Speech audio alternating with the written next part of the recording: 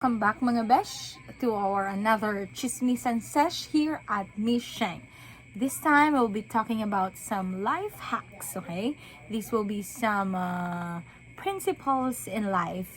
And for our first episode, we'll be talking about living a life of excellence. So before we start going deeper into how we live an excellent life, let's define first the meaning of excellence.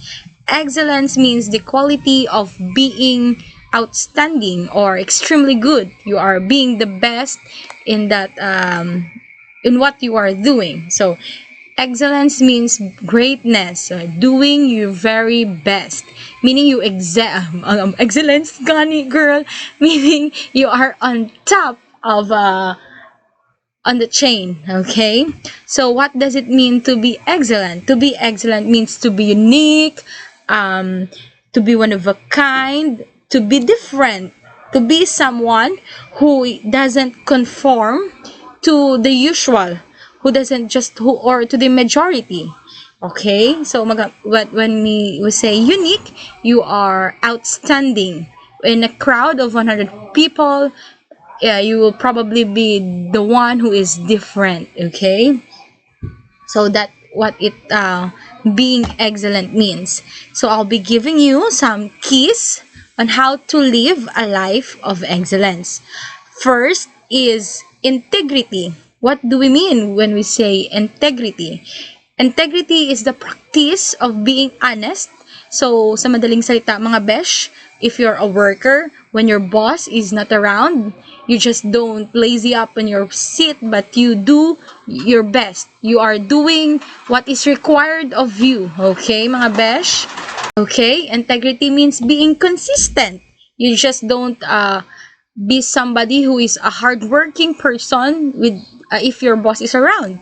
Okay, or it is a integrity means showing a strong moral or showing a strong principles when it comes to your work, to school, or to whatever you are committed to. Second key is taking failure as a key to success. So failing doesn't end your doesn't end your life, right? Failing means you have to it means you have another chance to go more. Okay, failure is part of a journey. It is important that we see our failure as steps for our own success. We won't have any basis on how we will be successful if we won't be failing. Failure is a feedback. Okay, guys, it is a feedback on what we are doing. So it is important that we see failure. We always contemplate on why we fail, where we fail, and then take it as a lesson. Okay, so our third key is commitment. It is important that we stay focused on the goal. Okay, we stay committed on what we want. Okay, hindi po yung pabago-bago pa tayo. Like for example, if you're a student, currently you are enrolled being a engineering student, and then when you saw or when you know that this course is being the best or in the market, you'll choose to become a business ad. Okay, when we say being committed, kung ano po yung inumpisahan mo, tatapusin mo po yun, mga friends, mga besh. And then our fourth key is ownership. Whatever you do, take it, claim it, it is yours. 5, flexible. Not all things that we want will happen. Okay? Tandaan po natin yan. Hindi po lahat ng gusto natin ay nasusunod. Hindi po lahat ng kung ano yung pinapangarap natin will happen to us. Tandaan po natin that we must be flexible. Okay? Yung po yung sabi nila, if the plan A doesn't work, go to plan B. Parang ganun po yun. Be open to all opportunity. And number 6, balance. Importante po that in our life, we have balance, okay? We should always compare things before we take decisions. We should always value and compare our actions. to have a balance. So that will be the keys I'm showing to you on how we live a life of excellence. And now we will go to tips on living a life of excellence. So sa tips po, medyo dito po tayo minsan nagkakaproblema because my first step, my first tip, okay, and living a life of influence, and it is the hardest, okay, it first we must know our own purpose. So, what is purpose? Ano po yun mga besh para sa inyo? What is purpose? So, purpose, in the layman's term, basic na po natin ito. It is the reason, yung rason po, bakit tayo nabubuhay. Hindi po yung nabuhay ka lang, pinanganak ka lang, but and to others, sinasabi po nila na anak sila po sa pagkakamali. Hindi po yan totoo. Everyone has a reason on why they are being born in this earth. Tandaan po natin yan. And it is important na alam po natin kung bakit po tayo nabubuhay. So, it is important, no, to know why we are here in the first place. We won't be able to do beyond what is our usual thing that we do if we don't know why we are here. Tandaan po natin yan. Hindi po tayo nabuhay lang dito to survive, but we are here to be a part of life of other people. So, in a general term, we must know why we are here, okay? And number 2, we must have a strong desire for excellence. We cannot live a life of excellence if hindi po natin gugustuhin na maging excellent tayo, mga besh. Okay? There must be fashion. There must be passion. Okay? And we must ilatag po natin yung mga steps why we want to become excellent.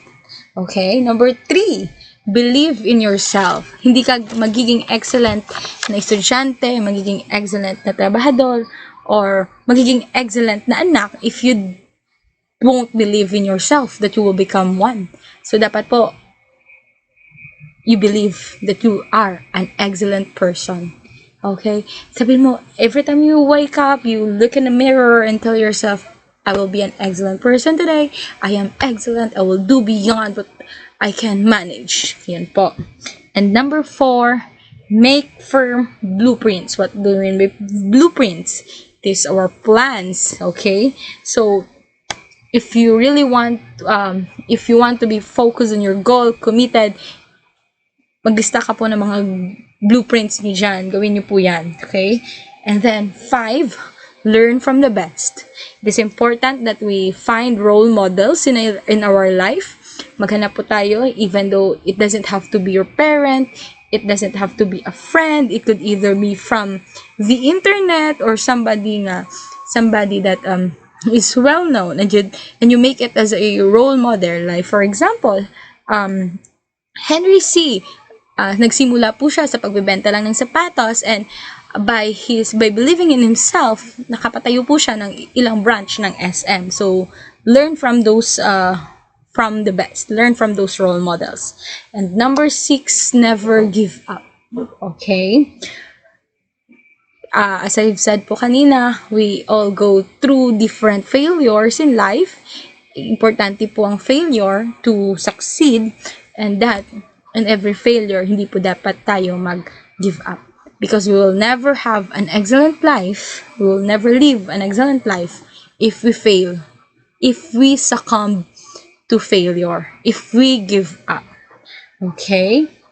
So that will be some of my tips and keys on living a life of excellence. Remember guys, that excellence is a gradual result of always striving to do better. Hindi po yan agaran, hindi po yan overnight, hindi po yan na pag natulog ka lang, oh, I'm doing an excellent life. Hindi po yan, okay? You have to do it you have to do it every day. You have to practice doing it every day. Kung, for example, like me, if dati po, I am late 30 minutes, then, okay, next, late ako 20 minutes, hanggang hindi nakamalate, diba? Ganun po yon. And then, according to James A. Murphy, seeking excellence means choosing to forge your own sword to cut through the limitations of life. Okay? So, live your life of excellence. Bye! Bye! See you soon!